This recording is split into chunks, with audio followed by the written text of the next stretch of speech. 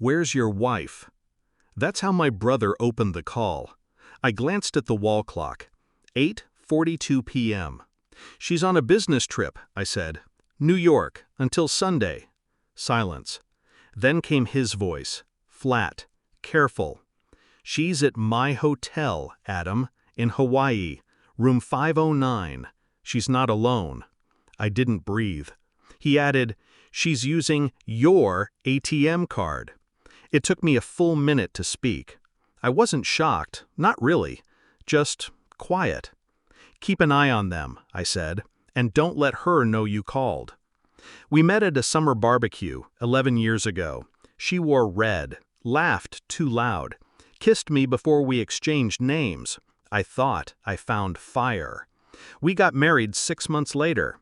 She liked fast things, cars, decisions, people. She said I was her anchor. But eventually, she started drifting. Anchors don't matter when someone wants to float. The signs came slow. Business trips got longer. She started hiding her phone under her pillow. Bank statements stopped making sense. Once I smelled cologne on her coat, a scent I didn't wear.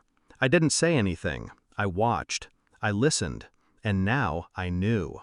My brother, Daniel, runs a resort on the Big Island. We haven't been close in years, but blood's blood.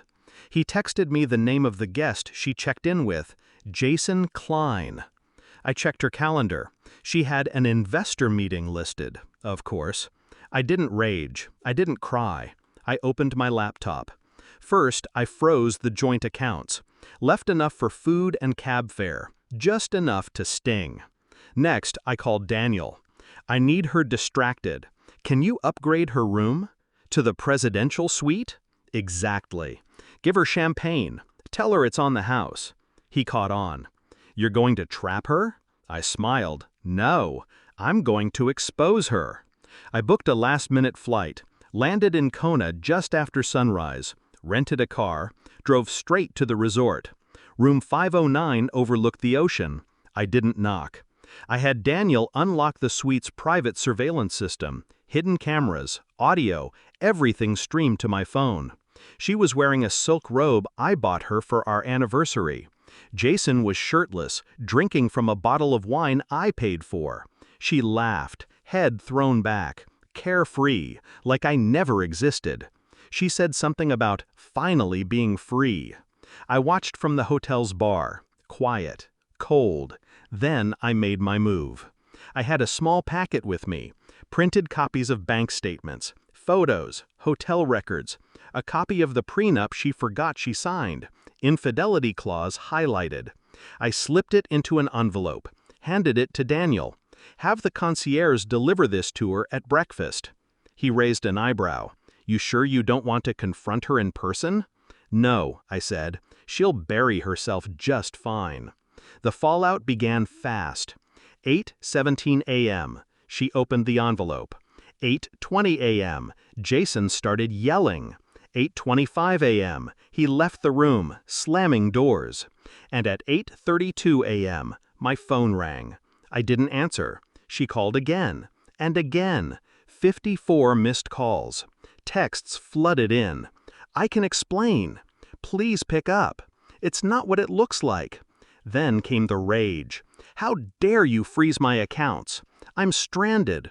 This is abuse. She should have read the fine print. I walked into the hotel lobby at noon, calm, composed. She was there, disheveled, pale, alone. She ran to me. Adam. I held up a hand. No words, just a look. She stopped, just like that. I walked past her, sat at the outdoor cafe. She followed. I made a mistake, she whispered. He meant nothing. I nodded slowly. You know what's funny? I said. You were always worried I'd leave you for someone else. But I stayed, even when you didn't. Tears welled. Real or not, didn't matter anymore. You ruined everything, she whispered. No, I said. I ended it. There's a difference. I stood. Checkout is at 11 tomorrow. Try not to steal the towels. Back home, I filed the divorce. With the prenup violation, she gets nothing. No house, no spousal support, just her own mess. The lawyer said, "She'll fight this." I smiled. Let her. I already won. Now I sleep soundly, alone but at peace. The air feels lighter. I didn't yell, I didn't beg, I just let the truth do the talking. She chose a beach fling over a life we built. She tried to lie, to take, to run. But I had one thing she didn't: control. She hasn't called since the court ruling. Last I heard, Jason blocked her too. Figures. You play with fire, you end up alone on a beach with nothing but regrets, and a canceled card. As for me, I built back quietly, smarter, stronger. She had the sun, but I had the storm, and I brought it with silence.